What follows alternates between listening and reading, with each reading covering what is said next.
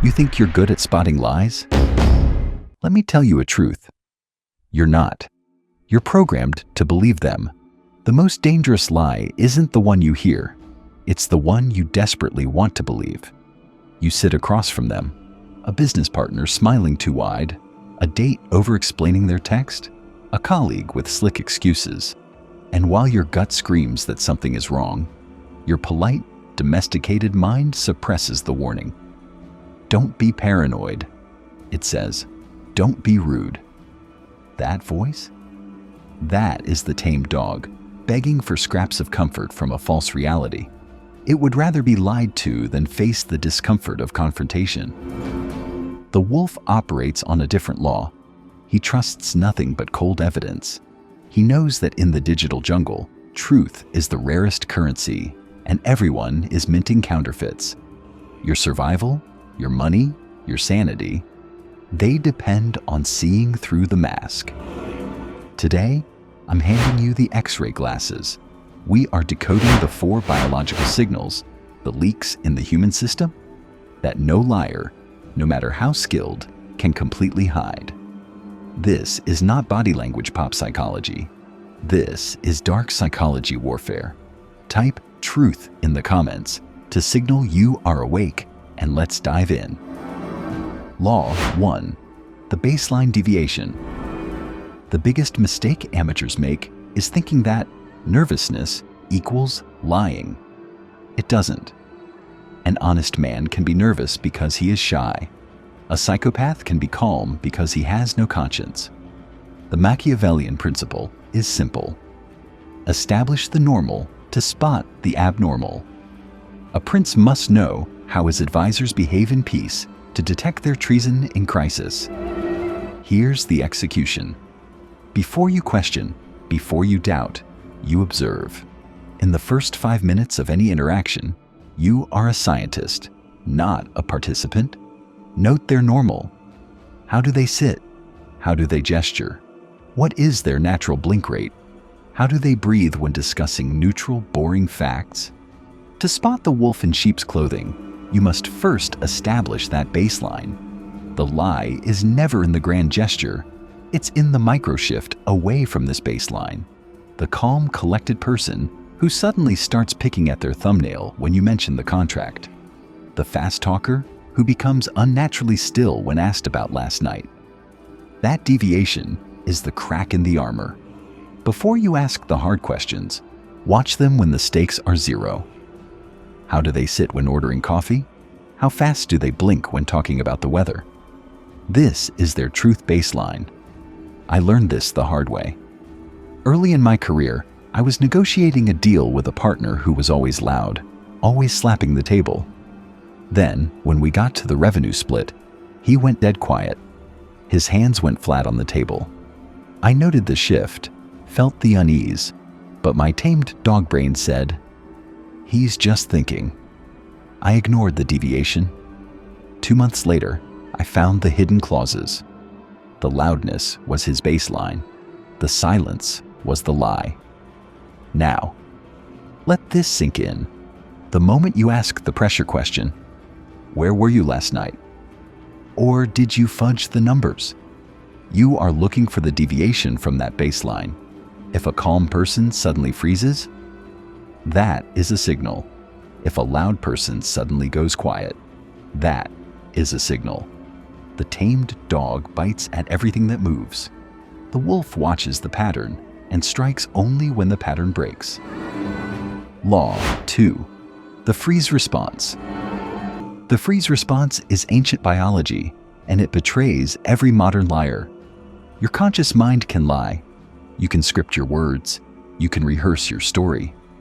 But your limbic system, your lizard brain, cannot lie. It is hardwired for survival. When humans face danger, we don't just fight or flee. Our first instinct is to freeze. In the jungle, movement attracts predators. When an animal is spotted by a predator, what is its first instinct? Not to fight, not to flee, to freeze, to become invisible. The human brain, under the threat of exposure, does the same thing. Robert Greene writes about wearing the mask. But the fear of the mask slipping triggers a primal lockdown. You'll see it in the sudden stillness, the held breath, the face that becomes a placid. It's the brain hitting the pause button while it scrambles to fabricate the next line. I learned this the hard way. 5 years ago, I sat across from a potential business partner. The deal was lucrative, too lucrative. On paper, everything looked perfect. He said all the right things, but every time I asked about his previous investors, he did something strange. He didn't look away, but his hands, which had been moving freely, suddenly locked onto his coffee cup. A limbic freeze. My gut said, walk away. But I was broke, and I wanted the deal to be real. I let the tamed dog take over. I signed. 6 months later, the money was gone. The investors didn't exist. I lost that capital not because he was a genius liar, but because I refused to read the biological data right in front of my face. I promised myself, never again. So, your move is to watch for the unnatural pause, not the thoughtful pause, the deer in headlights pause. Ask a direct, calm question like, can you walk me through that step again? And watch their body. So when a liar feels trapped by your question, their body will instinctively go rigid. They will stop using hand gestures. Their feet will lock around the chair legs. They are trying to disappear from the situation. Do not ignore it. Law 3, the excessive specificity trap. This is the liar's overcompensation, and it's your greatest clue. The tamed dog believes detail equals truth. He gave so many details, it must be real. No, the wolf knows. Truth is efficient. A lie is decorative and requires construction. And because the liar knows it is fake, they feel the need to sell it to you. They do this through excessive specificity. Here's the psychology. A liar is building a set. They are mentally constructing a scene that never happened to make it feel real. To you and to themselves, they paint in unnecessary details. They won't just tell you they were late. They will tell you about the traffic, the song on the radio, the color of the car that hit them. They flood you with useless details to simulate reality. Machiavelli would tell you, he who excuses himself before he is accused is already guilty. The execution is simple. Listen for the ornamental detail. If you ask a simple question and get a complex, detailed novel in return, be careful. In a business context, watch for the person who, when questioned about a delay, spends 3 minutes describing a supplier's office decor before getting to the point. The decor doesn't matter. It's there to build credibility through volume. Don't buy it. Law 4. The eye-blocking ritual. This is the final trick. The eyes are the window to the soul, but not in the way poets think. When the brain sees or says something it doesn't like, it tries to block it out. Watch for the eye block. This isn't just looking away. You'll see a full physiological block. They will close their eyes for a beat too long. They will rub their eyes as if tired. They will put a hand over their eyes or forehead in a gesture of thought. This is the subconscious mind trying to unsee the deception it is creating. To not see your reaction, to not witness its own dishonesty. Children do this, obviously. They cover their eyes when they lie. Adults are just more subtle. Machiavelli advised the prince to be a great simulator and dissimulator, but even the greatest simulator has a subconscious that rebels against the fiction. The eyes are where that rebellion leaks out. Your move. When you ask the critical question, watch not for if they look away, but how.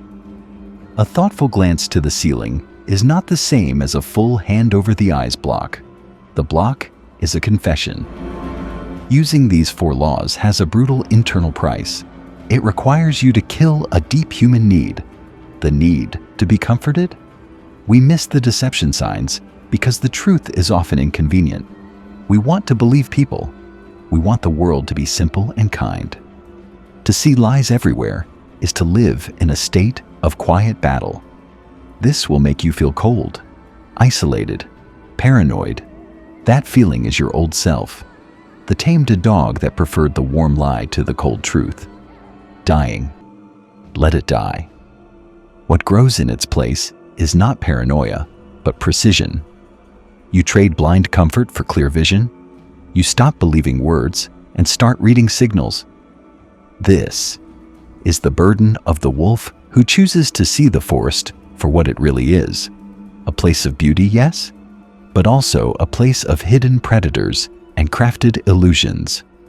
This is the next layer of the silent laws. Where the recent video taught you the laws of social hierarchy, this arms you to enforce the law of observed value. By seeing the true value in the words of everyone around you, you must love the truth more than you love your peace of mind. A painful truth is a map. A pleasant lie is a cage. Which one are you living in? Your mission starts now. For the next 7 days, play the observer game. In one conversation each day, do not listen to the words. Watch for one of the 4 signals: the baseline deviation, the freeze, the specificity trap, or the eye block. Do not accuse. Do not act. Just see. Train your eyes to look through the game behind the talk. By day 7, you will have rewired your perception. You will never listen the same way again. If you are ready to stop being deceived, hit the like button.